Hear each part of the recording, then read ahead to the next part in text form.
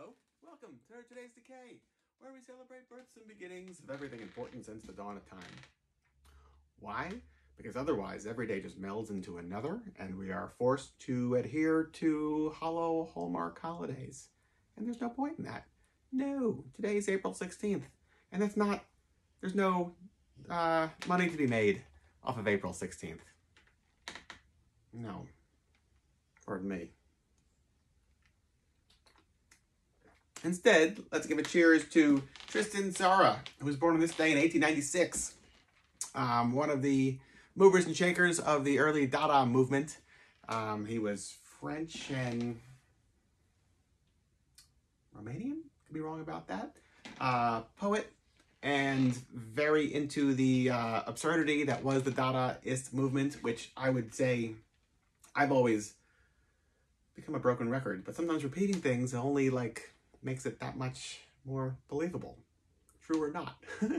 To me, the Dadaists are the original proto-punks, or the original Bromley contingent, let's say, a group of like-minded, alienated oddballs who, in the midst of World War I, which was just wrecking human carnage and waste all throughout Europe, all collected in Switzerland at the Cabaret Voltaire to do live theater and just create noise for noise sake and embrace the absurdity of life. Yeah, so Tristan Tzara was a integral part of such a movement. And then moved on to surrealism later on and really embraced African and oceanic arts. I know that too. Also on this day, 1889. Did I not go in order? I didn't. That was 1896. All right, let's turn back the clock a couple of years. 1889, Charlie Chaplin was born. I am a big fan of Charlie Chaplin. I'm going to say my favorite film of his... Ooh, this is difficult, actually. I'm going to say it's The Kid. 1920, 1921, something in that ballpark. It is a surrealist masterpiece at points, and at other points it's just this he's not a clown. Or if he is, he's really touching on the ingrained human trauma, I guess, of living. Yeah, I mean, it's not, he does tragedy. The same way Lon Chaney Sr. wasn't a horror actor. These are all tragedians? I don't know if that's even a word, but what would be the opposite of comedy? Tragedy? So, tragedians? I don't know, but so good, so good. And there's a autobiography, which I was trying to find to reference, but it's here somewhere. There's an autobiography he wrote in the mid-50s, maybe 60s. It's gotta be the 50s, because he's talking about how he felt like the Tramp was this working class, down on his luck, anti-police type character that he created in the teens. And that when he was writing his autobiography in the 50s, he felt like if the Tramp could have existed a half century later, he would have made him into a teddy boy, because he felt like looking at what the teddy boys were doing in the 50s, this was him, or what he wanted it to be, or how he viewed the world, or something like that, you know? I love that, different generations looking at subsequent or previous and connecting their own ways.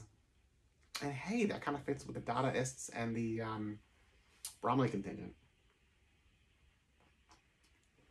Anyway, what else? Charlie Chaplin, I know he's embroiled with dramas, especially later on in life.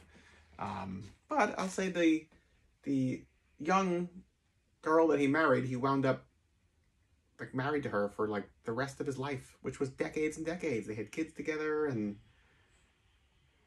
I don't know. I don't view this as a Woody Allen type situation at all. I think, I'm forgetting her name off the top of my head, but I believe he loved her, and they made each other very happy for many decades. And what else does any of us want out of life? What else equals winning? I don't know.